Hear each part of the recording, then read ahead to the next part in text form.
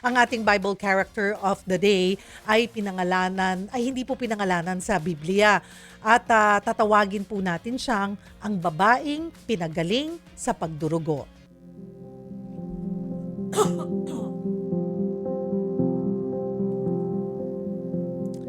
Isa ito sa pinakamakapangyarihang kwento ng pananampalataya sa Diyos.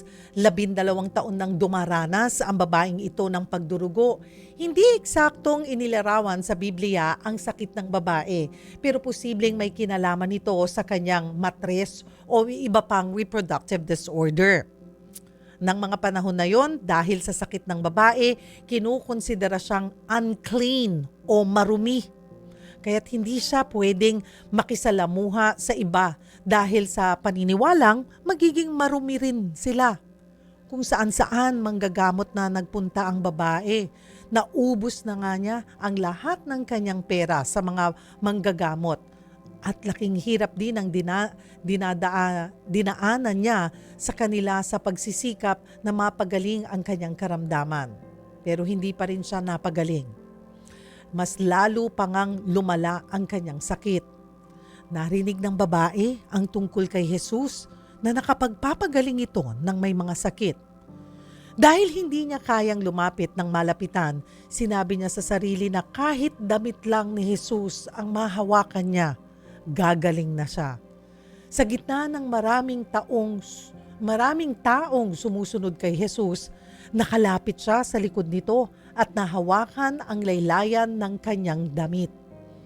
Nang mga oras na yon, naramdaman agad ng babae ang kanyang paggaling. Tumigil ang kanyang pagdurugo. Naramdaman ni Jesus ang paghawak ng babae at hinanap kung sino ang humawak sa kanya. Nanginginig na lumapit ang babae kay Jesus. Kahit takot, sinabi niya ang kanyang sakit at ang paggaling matapos mahawakan ang damit ni Jesus.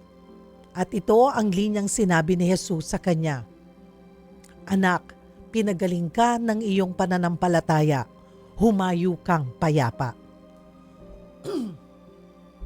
At bago po natin ituloy ang kwentuhan, ito muna ang ating tanong sa ating Bible character of the day.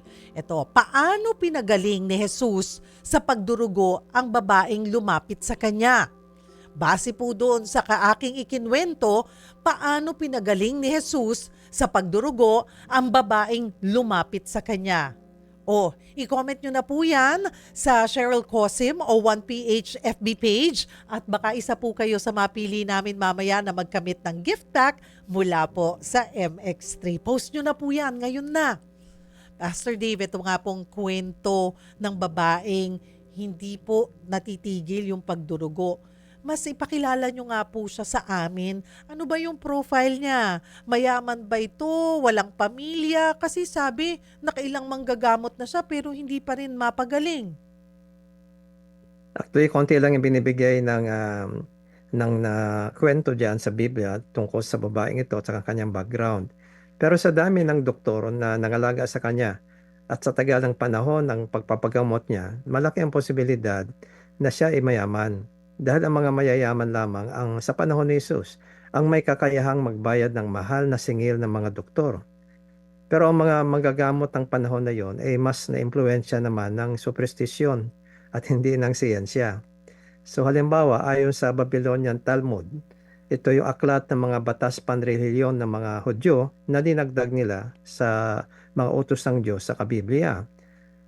Isa sa paraan ng paggagamot sa babaeng may sakit ng pagdurugo ay hindi lang isa, marami ito. At lahat ng ito ay labis na nagpapahirap sa pasyente. Halimbawa, pinapainom ang pasyente ng alak na pinakuluan na may halong sari-saring mga halamang gamot. Pagkatapos ay biglang gugulatin at tatakutin siya sa likod niya na may sisigaw, tumigil na nawa ang pagdurugo mo. O papatayuin siya sa isang sangang daan na may hawak na isang saro ng alak. Pagkatapos biglang gugulatin din siya sa likod ng isang sumisigaw, tumigil na nawa ang pagdurugo mo. Ginagawa ito sa paniniwala na maliban sa mga halamang gamot, ang matinding takot o kabiglaan ay magpapalabas ng kumpol-kumpol na dugo para tumigil na ang pagdurugo. Okay. Hindi lang yan. minsan sasabihin magpahid siya ng harina sa mababang bahagi ng kanyang katawan. Mm. O kaya ito yung interesting. O papakainin siya ng mga butil ng cebada, yung barley grain, Mm. na kinuha mula sa pupo sa Ay, tae talaga ba? ng na hindi lang ang anong hayop pa, puting mola, yung mule, Mhm. na siya anak ng kabayo at saka asno. Napaka-rare po niyan, kaya napakahirap hanapin. Kailangan makuha siya sa pupo ng puting mola o mule sa English. Mm. Tapos, hahawakan niya ito sa loob ng 3 araw para lubusang tumigil ang kanyang pagdurugo. Mm. Marahil kaya lumala ang kanyang kalagayan ay dahil Oo. sa matinding stress na dulot ng mga pagpapahirap na ito sa kanya. Mm. Ang masaklap pa dito, napakamahal pa magsingil ang mga doktor kahit hindi gumaling ang sakit. Mhm. Bakit kasi siya iniiwasan din ng mga tao, Pastor Dave? Mm. Bakit itinuturing na madumi ang babaeng ito? Well, ayon sa batas ni Moises sa Leviticus chapter 15 verse 19, ito yung mababasa natin, at saka hanggang sa verse 25 to 27, sabi rito, kapag ang isang babae ay nilalabasan ng dugo na kanyang buwanang pagdurugo mula sa kanyang katawan, siya ay marumi sa loob ng 7 araw. At sino mang humipo sa kanya ay magiging marumi hanggang sa paglubog ng araw. Sa verse 25 to 27 naman, kung ang babae ay dinudugo ng hindi papanahon ng buwanang niyang dalaw o pagkatapos ng buwanan niyang dalaw, may dugo pa rin, which is ito yung kaso ng babaeng ito, ituturing siyang marumi katulad ng kung siya may buwanang dalaw. At ituturing siyang marumi habang dinudugo siya. Ang anumang mahigaan niya at maupuan habang siya'y dinudugo ay magiging marumi katulad ng siya'y may buwanang Mhm. dalaw. At ang sinumang makahipo ng mga iyon, yung inupuan niya, ay magiging marumi. Kinakailangan maglabas siya ng kanyang damit at maligo, pero ituturing pa rin siyang marumi hanggang sa paglubog ng araw. Kaya Mhm. hindi siya pwedeng magpakita o makasalamuha sa publiko dahil pag nalaman na siya ay may pagdurugo, lalayuan siya ng mga tao o sasawayin siya, papauwiin siya. Mhm. Dahil sa paniniwala nga na kung siya ay nahipo ng sinuman o siya ay nakahipo sa sinumang tao, yung taong yon ituturing rin na marumi na Mhm. hanggang kinagabihan. Mhm. Okay, at dahil 12 taon ang kalagayan niyang ito, ay maaring alam na ng karamihan ng Mhm. kanyang nayon, ng kanyang kalagayan. Kaya medyo patago siya nung lumapit kay Jesus. Mhm. Kaya laylayan lang ng damit ng Panginoong Jesus ang kanyang ninais mahipo. Mhm. Ito ay dahil din sa isang popular din na paniniwala na ang kapangyarihan ng Diyos na taglay ng isang taong mula sa Diyos ay dumadaloy sa kanyang pananamit. Mhm. Mhm. At Oo. hindi biro, Pastor Dave, yung kanyang dinanas, Yes. physically, mentally, pero nakaka nakakamangha rin ano, sa kabila po ng nangyari sa kanya. Isolation, 12 years na hindi gumagaling, naubos ang pera sa gamot, pero hindi pa rin siya sumuko. Yes. Well, dahil siya ay tinuturing ng marumi, dala-dala niya lagi ang kahihiyan dahil sa iniiwasan siya ng mga tao, no? Lalo Mhm. ng kasama na ng kanyang pamilya, kamag-anak, kaibigan. Maliban pa dito, yung sakit ng katawan, pakahilo, panghihina na dinaranas, lalo na kung malakas ang pagdurugo niya.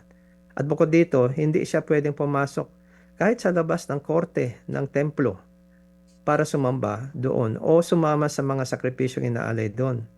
Pero pwede Mhm. naman siyang manalangin sa loob ng bahay niya. Mhm. Siguro, bakit nga natin makita na hindi siya sumusuko? Mhm. Well, sa likod ng pagdurusa ng babaeng ito sa loob ng 12 taon, ay hindi naman talaga siya sumuko. At ito ang patunay ng kanyang paniniwala. Nagagaling siya kahit laylayan lang ng damit ni Jesus ang mahipo niya. Kaya nang nabalitaan niya na si Jesus ay malahim-malang nagpapagaling ng mga may sakit sa pamamagitan ng kapangyarihan ng Diyos, nabuhayan siya ng loob at naniwala siya na ito na marahil ang sagot ng Diyos na patagal niyang hinihintay.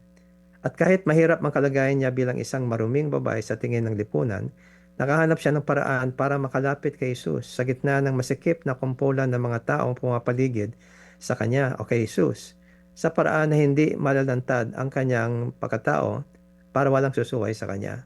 At yun nga, hinagad niyang mahipo lamang ang lalayang damit ni Jesus para walang makapansin sa kanya. Mhm, mhm. At dito po, Pastor Dave, saan galing yung biglang tatag, no? Biglang tatag ng kanyang pananampalataya kay Jesus. Gayong narinig lang naman niya yung mga kwento ng himala. Well, ang paniniwala kasi ng mga Hudyo, nung panahon na yon na walang makakagawa ng mga himala Mm, kung yung taong yon hindi nagmula sa Diyos. mhm, Ito ang mababasa natin sa 1:3, 1 hanggang 2. Sabi rito, may isang Pariseo na nangangalang Nicodemo, isa siya sa mga pinuno ng mga Hudyo. Isang gabi pumunta siya kay Jesus at sinabi, Guro, alam namin na kayong tagapagturo na nagmula sa Diyos dahil walang makakagawa ng mga himalang ginagawa ninyo maliban kung sumasa kanya ang Diyos. So in short, yung pananampalataya ng babae sa Diyos na hindi niya siya sinuko sa loob ng 12 taon, nabuhayan siya nung nabalitaan niya na si Jesus gumagawa ng mga himala, na mhm, siya nagpapatunay na isa-isang taong nagmula sa Diyos. Kaya lumakas ang pananampalataya ng babaeng ito dahil diretsahan na niyang malalapitan ang Diyos sa pamamagitan ng isang taong taglay ang kanyang kapangyarihan, yung nga si Jesus, di tulad ng mga doktor na hindi naman taglay ang kapangyarihan ng Diyos. mhm, Kaya doon po nabuhayan siya, lumakas ang kanyang loob. Dahil alam niya galing sa Diyos tong taong to. Siyempre hindi pa niya alam na ito ay anak ng Diyos, no? mhm, Pero yun ang nagbigay sa kanya ng tibay na pananalig na ito na siguro yung matagal ko nang hinihintay. mhm, mhm. May kasabihan, Pastor Dave, nasa Diyos ang awa, nasa tao ang gawa. Pero ang ipinapahiwatig ng kwentong ito, huwag sa sariling kakayahan kumapit, kundi sa pananampalataya sa Diyos. Ano pong masasabi niyo rito? Well, tulad ng karanasan ng babaeng ito, ang ating sariling mga pagsisikap sa pagtugon sa ating mga pangailangan ay hindi lagi nagtatagumpay sa lahat ng panahon. Dahil may mga bagay na Diyos lamang ang makakagawa. At tutugon ang Diyos sa ating mga dalangin kung makita niya ang matibay na pananalig sa Kanya na hindi sumusuko.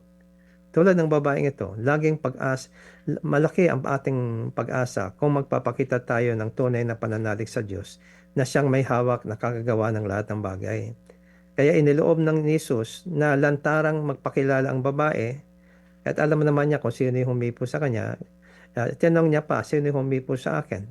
Dahil gusto niyang malantad yung babae para masabi niya sa harapan ng lahat ng mga tao na yung kanyang pananampalataya ang naging daluyan ng kanyang pagpapagaling. Gusto bigyan ng Panginoong Hesus ng diin ang pananalig sa Diyos sa kapananalig sa Kanya para sa pagtugon ng ating mga pangailangan.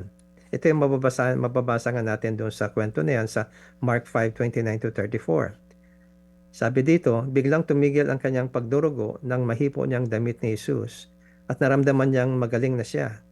Agad namang naramdaman ni Jesus na may kapangyarihang lumabas sa kanya, kaya lumingon siya at nagtanong, sino ang humawak sa damit ko? Sumagot ang mga alagad niya, sa dami po ng mga taong nagsisiksikan, bakit po ninyo tinatanong kung sino ang mahawak sa inyo? Di ba? So parang nonsense yung tanong. Actually, Mhm, may pakay doon siya ang Panginoong Hesus. Gusto niyang yung babae magpakilala, lumantad. mhm, Ngunit patuloy siyang lumingon-lingon upang makita kung sino ang umipo sa kanya. Dahil alam ng babae kung ano ang nangyari sa kanya, lumapit siyang nanginginig sa takot. Dahil nga tatakot siya baka sigawan siya ng mga tao dahil kilala na siya ay isang babaeng nagdurugo, no? mhm, So nanginginig siyang na may takot at lumuhod sa harap ni Jesus at pinagtapat ang kanyang ginawa. Sinabi sa kanyang ni Jesus, Anak, pinagaling ka ng iyong pananampalataya. Malaya ka ng malaya ka na sa iyong paghihirap, kaya umuwi ka na ng payapa. So ito mhm, po yung gusto ng Diyos bigyan ng diin na hindi yung ating pagsisikap mismo, kundi yung pong biyaya ng Diyos, ang kanyang pagtugon, ang kanyang pagkilos, ang siyang tunay na nagtutupad ng ating pagnanais na matugunan yung ating pangailangan.